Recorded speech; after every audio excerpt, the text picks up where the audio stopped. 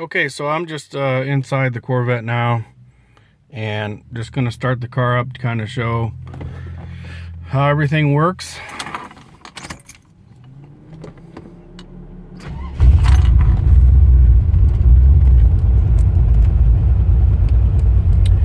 Just turn the lights on here to see if you can actually see it a little better. The car's not warmed up or nothing, but I actually installed this little tech I like a lot better from Autometer. But here, over here, we can see the oil pressure, the voltmeter, temperature still low, of course. Oil temperature is still low because we just started the car. But you can see everything's working just fine. If I gave this more time, it would do the same thing, but